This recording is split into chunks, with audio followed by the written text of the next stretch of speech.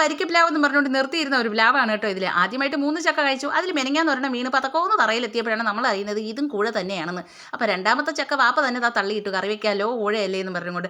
ചക്ക ഒരു 1.5 ചക്കയായിരുന്നു കേട്ടോ. വാഴയെ ഒടിച്ചിട്ടുകൊണ്ടാണ് ഇങ്ങ് മറിഞ്ഞു വീണത്. അതിനെ അറക്കാനായിട്ട് വാപ്പായി തന്നെ പിടിച്ചിരുത്തി വെട്ടോട് വെട്ട്. ഗോഡാലിക്കാണെങ്കിൽ പെട്ടെന്ന് അങ്ങ് മുറിഞ്ഞ് കിട്ടിയേനെ. പിന്നെ വല്ല വിധേനെ വെട്ടിപ്പറിച്ചെടുത്തപ്പോഴത്തേക്കും ചക്ക കാണാനായിട്ട് നല്ല വലിപ്പം ഉണ്ടായിരുന്നു, ചെറിയൊരു കളർ വ്യത്യാസം. ഞാനങ്ങനെ ഉമ്മാട്ടെ കൊണ്ട് കൊടുത്തപ്പോഴത്തേക്കും ഉമ്മ പറഞ്ഞു ഇത് കൂഴച്ചക്ക തന്നെയാണ്, ഇതിനകത്ത് വെള്ളം കയറിയതാണ്, നല്ല മഴയില്ലായിരുന്നെന്ന്. ചക്ക കിട്ടിയാൽ പിന്നെ മീൻ വേണമല്ലോ. അങ്ങനെ മീനിന് വേണ്ടി കാത്തിരുന്നിട്ട് മീൻ മാമായെ കണ്ടില്ല.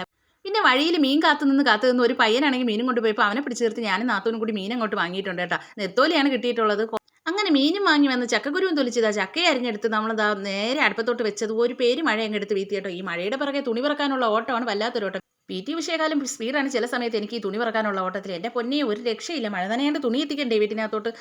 അങ്ങനെ ആ കടമയും കടന്ന് ഞാൻ ദാ മീൻകറി സെറ്റാക്കിയിട്ടുണ്ട്. മീൻകറി എല്ലാം അടുപ്പത്തോട്ട് അങ്ങോട്ട് വെച്ചിട്ടുണ്ട് കേട്ടോ. ഇന്ന് ചക്കയും മീൻകറി ആയതുകൊണ്ട് തന്നെ അതിൽ ഇനി ചോറൊന്നും വേണ്ട കേട്ടോ. ചക്കയും മീൻകറി മാത്രം കൊടുത്താൽ മതി. അങ്ങനെ മീൻകറി അടുപ്പത്തോട്ടാക്കിയതിന് ശേഷം ചക്ക വെന്തോന്ന് ഇങ്ങനെ തുറന്ന് നോക്കിയപ്പോഴത്തേക്കും ചക്ക വെന്ത് പാളീസായിട്ട് ഇരിപ്പുണ്ട് കേട്ടോ.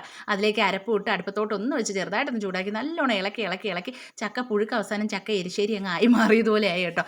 മീൻകറിക്ക് എന്തോ ഒരു സാധനം ഇടാൻ മറന്നുപോയെന്ന് എനിക്ക് ആദ്യമേ തോന്നിയിരുന്നു. പിന്നെ ഞാൻ നോക്കിയപ്പോഴാണ് ഉലുവ ഇടാൻ മറന്നുപോയി. അങ്ങനെ ഉലുവയൊക്കെ ഇട്ടു. പിന്നെ ചക്ക എരിശ്ശേരിയിലോട്ട് താളിച്ചു അങ്ങ് ഒഴിച്ചിട്ടുണ്ട്. എന്നിട്ട് ചടപടയെന്ന് ബാക്കി എല്ലാ ജോലിയും ഒതുക്കിയിട്ട് ഞാൻ വന്നിട്ട് കുറച്ച് ചോറും കൂടുതൽ ചക്കയായിട്ട് കഴിച്ചു. അപ്പോൾ ഇത്രയേ ഉള്ളൂ.